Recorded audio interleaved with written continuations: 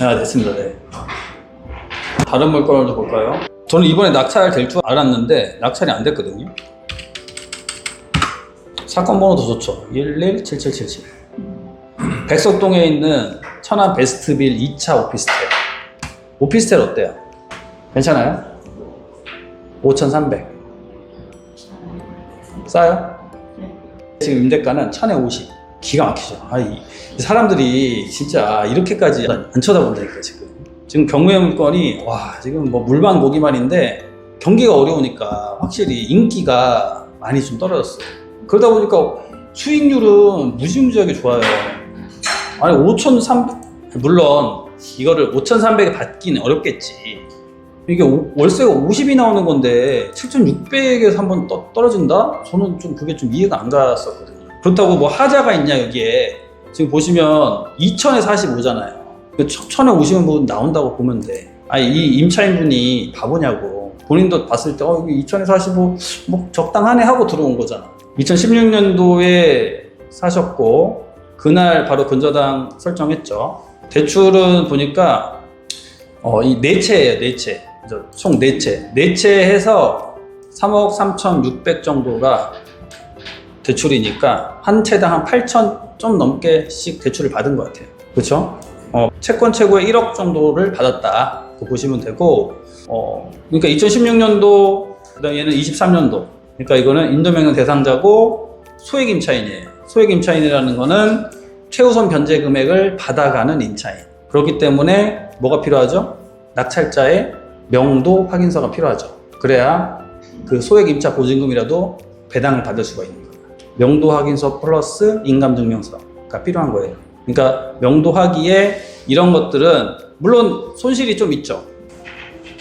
자, 2016년 11월 23일 2016년 11월 이때네요. 자, 천안 아산은 그 밖의 지역이니까 5천만 원 이하는 1,700만 원까지 배당을 받아가요. 그러니까 1,700만 원은 배당 받는 거야. 그러니까 1,700만 원 배당 받고, 어차피 지금 보니까 경매는 작년 12월에 경매 신청을 했네요. 그러면 1, 2, 3, 4, 5, 6, 7. 그 다음에 8월, 9월, 뭐 잔금 내고까지 하면 한 9개월 정도는 그냥 산 거예요. 물론 경매 됐어요 라고 딱 아는 시점은 한 1월 달 정도 됐겠죠. 그래도 한 8개월 정도는 그냥 산 거니까 한 360만 원 빼면 손해본 거 별로 없죠. 그렇죠? 손해본 거 실질적인 손해는 없다고 보여져요. 그래서 이러한 임차인들 명도 난이도는 하 정도, 하 정도 생각하시면 될 것 같습니다. 1,000에 50, 5,300. 입찰 한번 해보고 싶은 생각 없으세요? 입찰하시면 제가 명도 도와드릴게요. 쉬운 거니까. 뭐 가서 얘기 한번 해주면 되는 건데 뭐. 그리고 또 제가 이 베스트빌 2차는 제가 자주 가야 되거든요. 이거 제가 101호, 102호 낙찰받은 게 있어가지고. 어차피 한번 갈 때 가서 명도 한번 해주고 101호, 102호 들려가지고 또 한번 진행사항 한번 체크하고. 그러면 되니까. 받아보실래요? 입찰. 이거 법인으로 해도 돼요. 오피스텔은. 주택은 지금 종합부동산세 때문에 법인으로 입찰하기가 좀 어렵거든요. 물론 뭐 대출도 좀 힘들긴 하지만. 근데 오피스텔은 대출도 무난하게 나오고요. 그 다음에 종합부동산세에서도 내가 바보처럼 저 주택으로 바꿀게요 라고 그 재산세 변동 신고만 안 하면 사무실 용도로 추정이 됩니다. 그렇기 때문에 종합부동산세도 신경 안 써도 돼요. 어때요? 위치가 별론가요? 네? 어떤 문제가 있죠? 주거용 같은 경우에는 굳이 위치에 대한 좀 문제는, 시내에 있다고 하면은 위치는 크게 문제는 안 되는 것 같아요. 거의 거기서 거기야. 그러니까 위치가 안 좋다고 해가지고 임대가가 막 엄청 싸거나 또 위치가 좋다고 해서 임대가가 엄청 그러니까 오피스텔에 한해서는 아파트야 차이 많이 나죠. 아파트 좀 부도심 가면 34평 아파트도 뭐 80, 물론 좀 옛날 아파트라 그렇지만, 그리고 돌담동만 가도 한 200 막 하고 차이는 나지만, 이런 원룸이나 뭐 투베이, 투룸 오피스텔 같은 경우에는 원성동에 있으나 백석동에 있으나 두정동에 있으나 불담동에 있으나 10만 원 차이도 안 난다고요. 그 정도 차이도 안 나요. 그래서 위치가 조금 여기 좀 뭐 주변에 아무것도 없는데요. 크게 신경 안 쓴다고. 신경 쓰여요.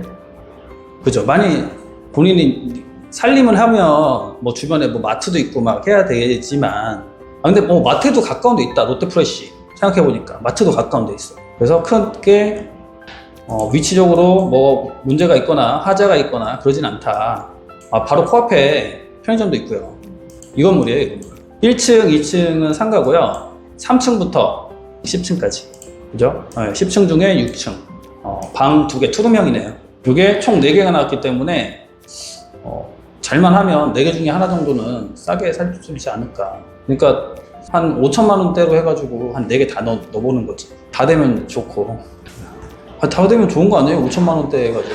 뭐 근데 그 중에 하나라도 한 5천만 원대에 살 수 있다고 하면 1000에 50 나온다니까. 1000에 50, 5천만 원대. 그럼 5,800 정도. 이 정도로 낙찰받기 좀 어렵고 그래도 한 6천대 정도는 돼야 되지 않을까 싶은데, 일단은 그거는 우리는 모르는 거니까. 이사 리모델링 할 거 없겠죠. 아니 지금 2천에 45로 살고 있는데 무슨 리모델링을 뭘 해. 봐서 좀 도배 좀 더러우면 도배 정도만 해주면 될 것 같고. 명도비 필요해요?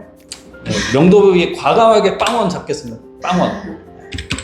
자, 그러면 이게 네 맞고, 그럼 대출은 80% 나올까요? 4,640만 원이에요. 5,800에 대출이 80%가 4,640이야. 나올까 안 나올까요? 네, 이건 무조건 나옵니다. 왜 무조건 나온다고 제가 장담하냐면, 감정가 1억인데 1억 900인데 거기에 50%도 안 나온다는 게 말이 안 되거든요. 그래서 얘는 4,600은 무조건 나온다고 보시면, 그러니까 낙찰가의 80%는 무조건 나온다. 그러면 초기에 투자 금액이 1,450만 원이야. 월세 얼마? 보증금 얼마?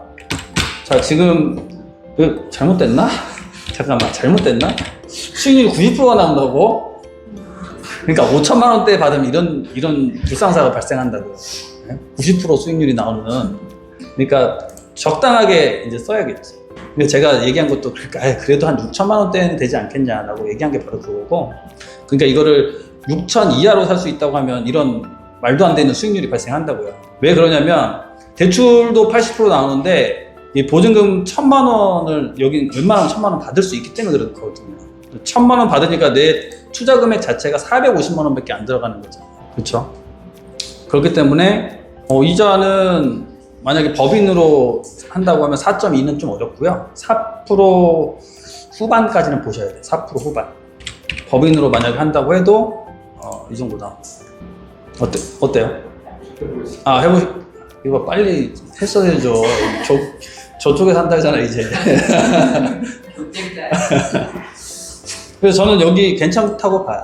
그리고 항상 제가 말씀드리는 거는 뭐냐면, 내가 그래 이 금액에 샀어, 좋아, 잘 샀어. 근데 내가 매도할 때는 과연 이 가격에 팔 수 있겠냐, 이걸 항상 고민을 하라고 말씀드리잖아요. 언제 매도할지 또 중요하죠. 저는 보통 부동산 한번 사면 한 임대 수익용으로 내가 샀다고 하면 한 10년 정도는 저는 보거든요. 10년 정도 지나서 과연 여기 베스트빌이라는 이 주택, 이 오피스텔이 그때에 대해서 5,800의 가치도 안 할 수도 있을까. 이 오피스텔이라는 거는 항상 문제가 건물에 대한 감가가 계속 발생하잖아요. 그래서 그걸 항상 고민해야 돼요. 10년 뒤에 5,800밖에 안 할까. 그건 이제 뭘로 결정이 되냐면, 여기에 주거 환경이 열악해져서 월세가 지금은 1,000에 50인데 그때에 대해서 1,000에 한 40 정도밖에 못 받아. 충분히 그럴 수 있죠. 그러면 1,000에 40이면 5,800이 괜찮아요?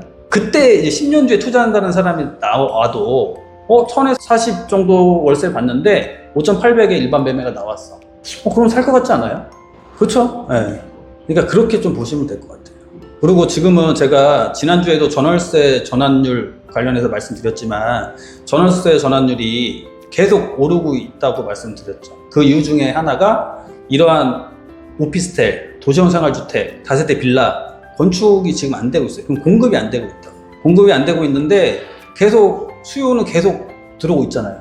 그렇기 때문에 월세는 드라마틱하게 오르진 않아도 떨어지는 데는 방어는 많이 될 것 같다. 그래서 경매로 이런 것들은 참 좋다. 이거를 일반 매매나 분양받거나 일반 매매 사거나 금매를 사는 게 아니라 경매로 싸게 산다고 하면 그만큼 다른 사람들, 그러니까 분양받고 일반 매매하고 급매로 사는 사람들보다 이 안전마진이 확보가 많이 되잖아요. 그리고 내가 사고 싶은 금액을 적는 거잖아. 그렇죠? 물론 5천대는 좀 힘들 수 있겠지만 시도는 해볼 수 있잖아요. 그렇죠? 세종에 지금 임대 벌써 나갔대요. 임대를 맞췄다. 세입자 들어왔대요. 수업 받는 지금 계약금을 받은 거지. 얼마나 기분 좋아요. 낙찰 받고 얼마 만에 받으신 거죠? 낙찰 받고? 그러니까 그러면 잔금 내고는? 어제 잔금 어제 냈는데 오늘 계속 그 연락도 왔는데 소유권이 그러니까 수요는 되게 높은 거네요. 임대 수요는 엄청 높은 거야. 540으로 맞추셨대. 어때요 그러면? 그때 얼마 받으셨죠? 7천. 그러니까 7천만 원에 받아서 545. 그러면 자, 이게 어떤 게 이제 더 좋을지 판단을 해야 돼. 자, 세종시에 있는 도시형 생활주택을 6평짜리 그게 7천에 받아서 545를 임대를 맞췄어요. 자, 근데 얘를 내가 만약에 7천에 받아서 지금 이 시세가 얼마였죠? 1000에 50에 맞춰. 그럼 어떤 게 더 나아요? 근데 당장 보면 될 게 아니라 10년 뒤까지 눈이 봐야 되잖아. 왜냐면 내가 매각하는 시점에 천안시 백석동과 세종시 무슨 동? 도당동과 또 봐야 되잖아요. 그러니까 그것도 무시 못하지. 그죠? 이 성장에 대한 역량은 어디가 더 높아요? 그 세종시가 어쨌거나 천안보단 높잖아. 그러니까 그것도 생각은 좀 해야 되죠. 그러니까 내가 입찰을 한다고 하면 세종시 도담동에 있는 도시형 생활주택을 지금 7천만 원 받았으니까 그거 7천만 원과 천안시 서북구 백석동에 있는 오피스텔 투룸을 그러면 얼마에 받을지 그걸 생각을 해야 돼요. 항상 고민해야 돼. 그러니까 물건들을 여러 개 보면서 비교를 계속 해 나가면서 나만의 입찰가를 정해야 된다고요. 4개 나왔습니다. 4개. 다 상황은 다 비슷비슷해요. 지금 여기는 2000에 45가 들어가 있고 2번 물건은 2000에 40 들어가 있고요. 그러니까 여기가 좀 더 좋은가 봐. 5만 원이나 더 비싸, 더 받잖아요. 그죠? 그리고 3번 물건은 2000에 40.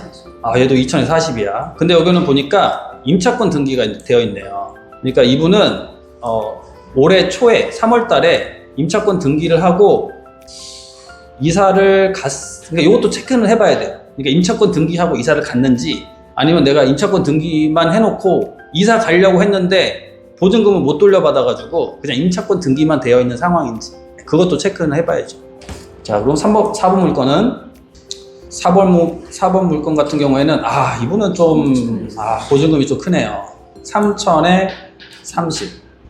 상황은 비슷하지만 이분이 소액 임차 보증금 받을 수 있는 금액이 1700밖에 안 되니까 손해가 좀 크죠.